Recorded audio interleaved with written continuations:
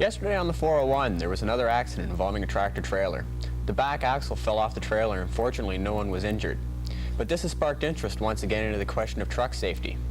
Many trucks on the roads and highways today are not safe and have many inadequate parts. Many of them need new brakes or tires, have faulty parts such as tire bolts, which cause most of the controversy. The worst problem with this is many of the drivers know that something is broken and should be fixed, but they do not have the time to take the truck off the road for a day or two so that it may be fixed.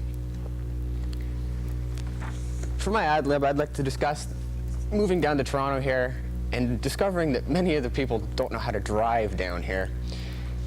I always find I'm sitting there at the street lights and the light turns green and people sit there, and I'm sitting there waiting for them to go.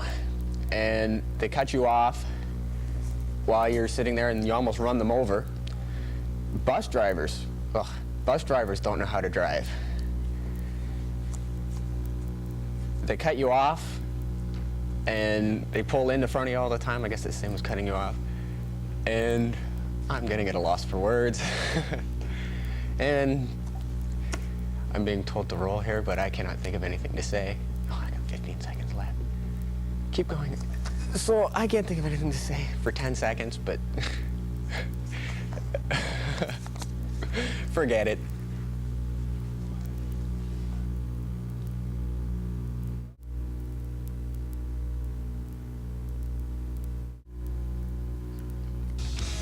He lived for the life of a star, the lines of adoring fans waiting for an autograph.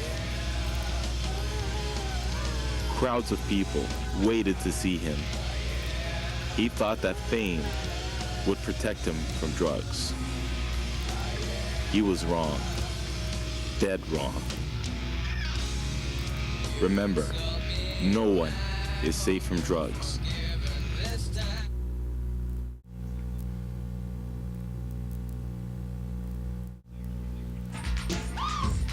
Hey, what's up? Yeah, not much. Yeah, get me a Carlsberg Light.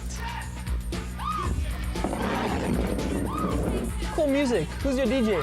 That's no DJ, it's CRSC, College Radio. CRSC, first and diverse. What college rock was meant to be. Welcome to the next level. Ah, groovy station.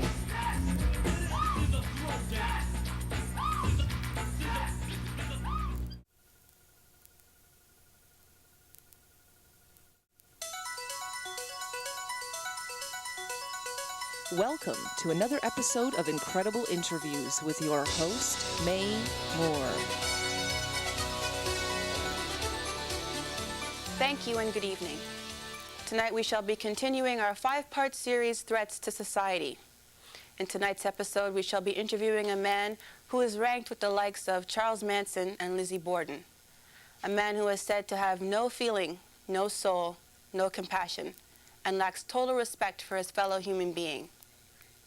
That man would be Jack Jordan, a man who led police on a cross-country chase, leaving a bloody trail in his wake and a body count totaling 36 dead.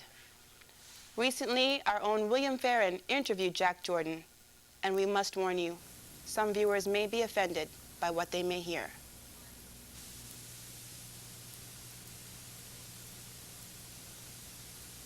This is William Farren reporting from the Mental Institute for the Criminally Insane. We are interviewing Jack Jordan. What made you decide to kill people? Okay, well, I guess it was that guy. It's not a little guy. He's like this tall, like an inch tall maybe. And he kept saying, "Hey, kill people, man. It's cool." You know that guy. He lives like right here. I think those little guys, they put him in behind my ear. I don't know. I'm not sure why. But he said, "Hey, come on, it's lots of fun, man." And he just kept saying it and saying it. I was like, "Hey, okay, fine. Yeah, okay. I'll give it a try. Why? I've never tried before. Maybe it's fun." Did you ever think that what you were doing was wrong? Well, I don't know if I would call it wrong. I mean, people who weren't there say it was wrong. But they didn't ask anyone who was there. I mean, I guess I can't. But I mean, they were all into it. They all seemed to enjoy themselves. I mean, they were laughing and smiling.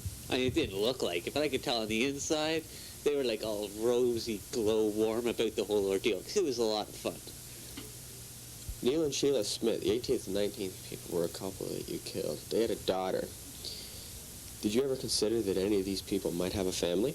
I remember them, because as that woman, she had like the fruit, and that guy had this, you know, and I mean, I know, okay, they had family, they had a little daughter and everything, but I mean, the daughter, when I was her age, I wanted my parents dead, so I mean, I did her a favor, so, you know, she can't complain.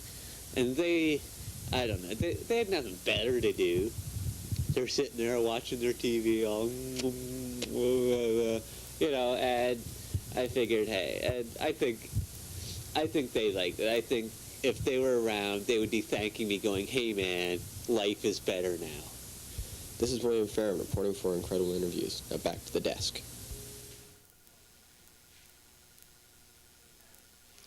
As you can see, Jack Jordan is a man who can be considered a threat to society, its ideals, and the social network by which we all live and evolve.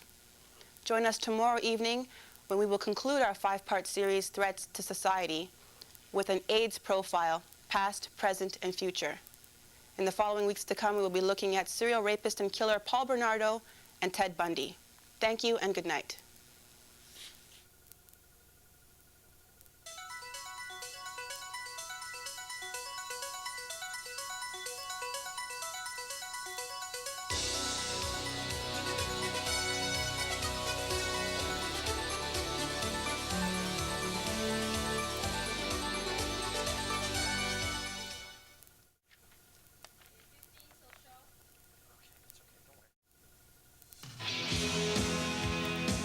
Good evening, I'm Phil Hutchins. And I'm May Moore.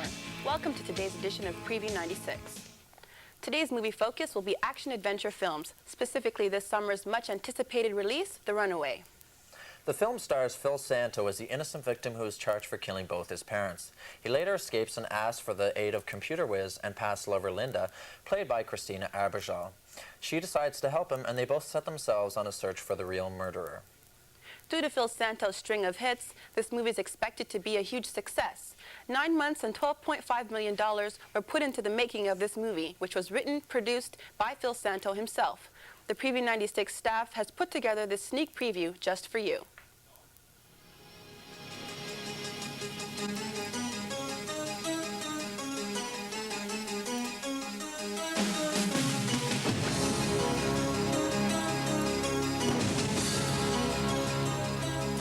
Police are searching for the suspect involved in a double murder that occurred just a few minutes ago. Carlos Rodriguez, you're under arrest for the double murder.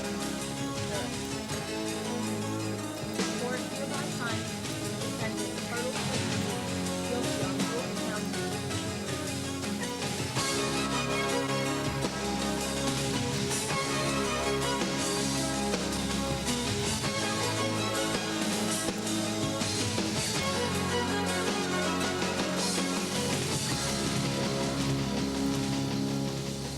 I need your help. I need to pass this police file so I can get some info and find out who the real murderer is. There was another suspect in question, but he disappeared shortly after the murders.